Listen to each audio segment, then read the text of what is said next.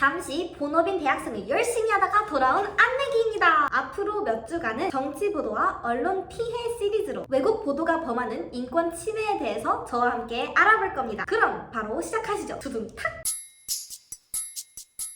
1980년 북한 회령시 원고는 화교인 아버지와 어머니 사이 1남 1녀 중 장남으로 태어났습니다. 24시 되던 2014년 원고는 북한을 탈출한 후 중국, 라오스, 태국을 경유하여 그 다음 해 대한민국에 중국 국적의 화교로 입국하게 됩니다. 대한민국 입국 후 원고는 Y대학교 3학년으로 편입하고 졸업 이후 2011년에는 서울시청 계약직 공무원으로 채용되었습니다. 문제는 원고의 동생이 대한민국에 입국하는 과정에서 발생합니다. 2011년 국가정보원은 이러한 진술을 받습니다. 아니, 그 사람이 화교인데 탈북자로 가장해서 대학교를 다니고 있는 거고 그 사람 아버지랑 동생이 곧 남한으로 들어오려고 해. 이러한 진술을 받고 난 후 원고에 대한 의심이 싹트기 시작했죠. 그 다음 해인 2012년에 원고의 동생이 대한민국에 입국하자 동생은 국가정보원에 2013년까지 수용되어 독방 생활을 하게 됩니다. 국가정보원은 당신은 북한 보위부에 인입이 되어 국가 기밀에 해당되는 탈북자들의 신원 정보를 수집하여 보위부에 전달했잖아 라는 혐의로 원고를 구속하고 서울중앙지방검찰청은 그를 국가보안법안 위반으로 기소하였습니다.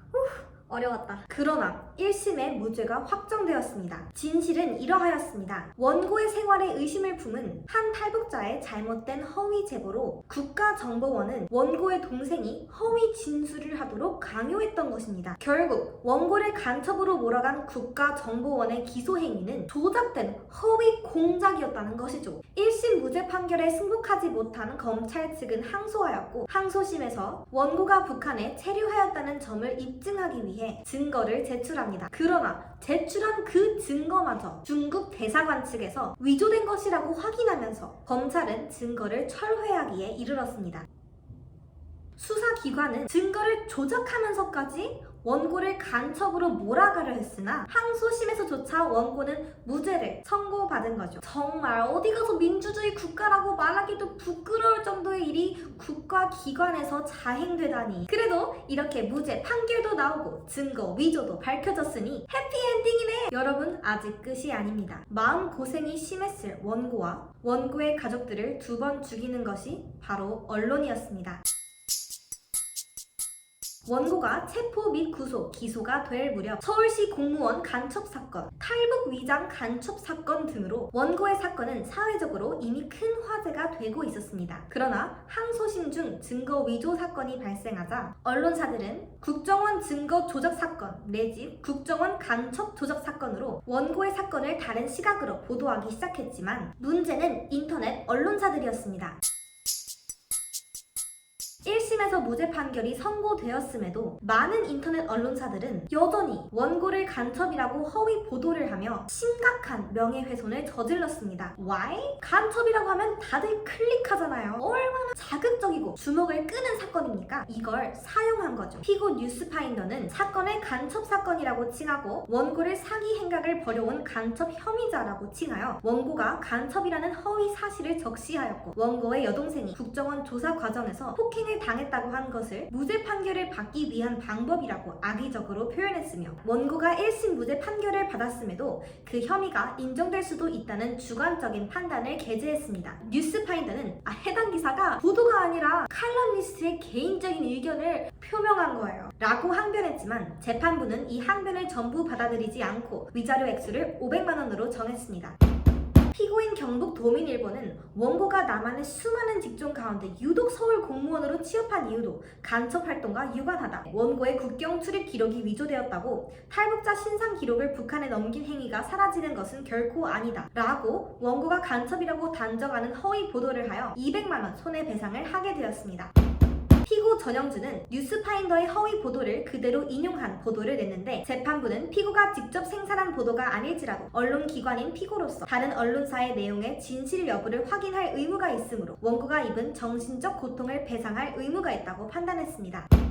원고는 이러한 보도들로 인하여 생전 처음 보는 보수 단체들이 원고의 거주지에 찾아와 원색적인 비난을 가하는 시위를 겪어야 했고, 제대로 된 직장에 취업할 수 없어 노동일에 전전하며 하루 생계를 이어나가게 되었습니다. 그럼에도 불구하고 원고는 권력 앞에 무릎 꿇지 않고 계속하여 싸워나갔습니다. 원고가 이러한 언론사들을 소송하지 않았더라면 그들은 원고를 간첩으로 단정짓는 보도를 계속하였을지도 모릅니다. 최근에 출처도 알 수 없는 인터넷 언론사들이 굉장히 많이 생기고 있습니다. 이러한 인터넷 언론사를 운영하는 운영자나 기자들은 언론인으로서의 자질을 갖추지 못한 경우가 많습니다. 원고의 사건도 유명 일간지에서보다 인터넷 언론사에서 보도된 내용이 과정이나 허위 정도가 훨씬 심했습니다. 작고 유명하지 않은 매체라도 인터넷 언론사가 가지고 있는 파급력은 굉장히 큽니다. 자극적인 단어를 사용할수록 구독자들의 클릭수는 증가하고, 그러하여 검색 포털 사이트에 노출되는 빈도가 높아지며 오히려 질이 낮은 기사일수록 일반인에게 더욱 많이 보급이 되는 모순적인 상황이 생깁니다. 그러니 로니님들, 기사를 읽더라도 무조건적인 수용이 아닌 비판적인 시각으로 크로스 체크 하셔야 하는 부분. 마지막으로 오늘 사건의 경우에는 국정원 증거 조작의 결정권자는 아무런 처벌도 받지 않았고 담당자에 대해서만 솜방망이 처벌이 이루어졌습니다. 지금이라도 사건의 모든 전말이 명명백백히 밝혀지 관련자들이 정당한 처벌을 받는 것이 우리 사회가 원고에게 한 큰 잘못 용서받을 수 있는 마지막 기회겠죠? 이 영상을 본 당신은 그 역할을 톡톡히 해내고 있는 거고요. 그럼 오늘도 정당하고 유쾌하고 언론 스마트한 하루 보내세요. 로바!